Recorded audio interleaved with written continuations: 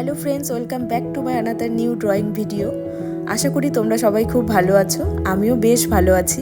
তো আমি আজকে একটা রিয়েলিস্টিক আই ড্র করব।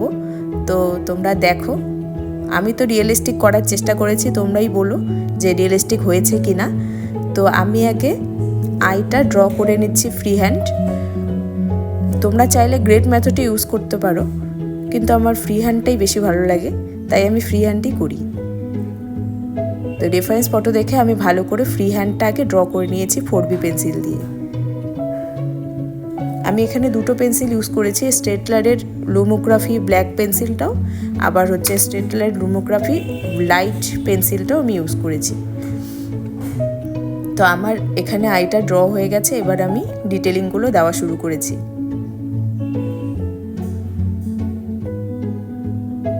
এখনও 4B পেন্সিল দিয়েই আমি ডিটেলিংগুলো দিয়ে নিচ্ছি ভালো করে। ব্লেন্ডিংটা কিন্তু মাস্ট, আমি ভালো করে ব্লেন্ডিং করে নিচ্ছি। এবার আমি লুমোগ্রাফি ডার্কটা দিয়ে ভালো করে আউটলাইনগুলোই ডার্ক করে নিচ্ছি। মনির পোর্শনটা যেখানে যেখানে ডার্ক আছে, ওপরে নিচে সব জায়গায় আমি ডার্ক করে নিচ্ছি ভালো করে। এবার একটা স্ট্যাম্প দিয়ে ভালো করে আমি ব্লেন্ড করে নিচ্ছি হালকা হাতে।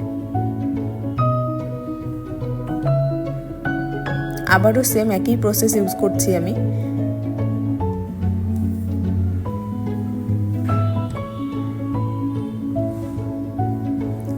এই ডার্ক পেন্সিলটা আমি 6B ইউজ করছি।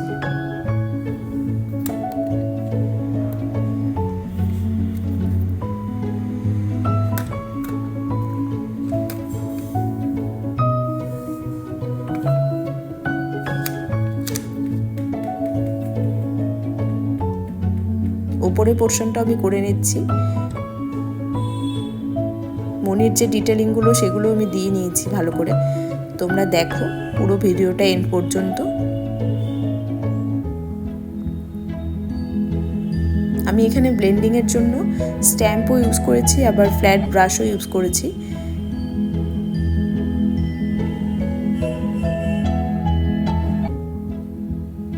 এয়ারবাডসও ইউজ করেছিলাম কিছু কিছু জায়গায়।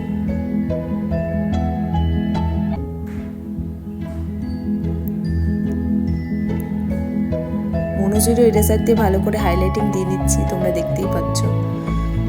হাইলাইটিংয়ের পরেও কিন্তু আবার ব্লেন্ড করতে হয়, তো সেটাও আমি করে নিয়েছি।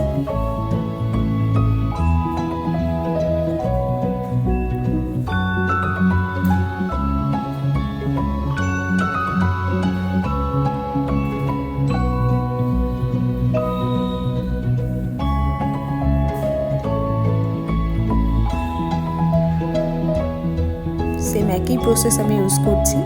আর আমি এখানে স্টেটলারের যে ডার্ক পেন্সিলটা আছে সেটার 8Bও ইউজ করেছিলাম ডার্ক এরিয়াগুলো কভার করার জন্য।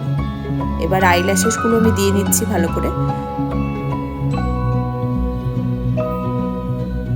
আইল্যাশের মধ্যেও আবার হাইলাইটিং থাকে, তো সেগুলো আমি মনোজিরো ইরেজার দিয়ে কভার করে নিচ্ছি নিচের এরিয়াগুলো। এবার আমি আমার হোয়াইট জেল পেন দিয়ে ভালো করে হাইলাইটিং দিয়ে দিচ্ছি মনির পোর্শনটাতে।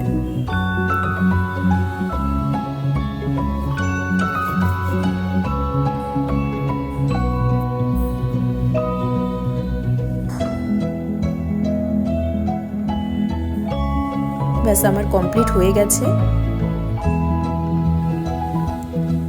তোমরাই বলো রিয়েলিস্টিক লাগছে কিনা, আর ভালো লাগলে অবশ্যই লাইক শেয়ার করে দিও।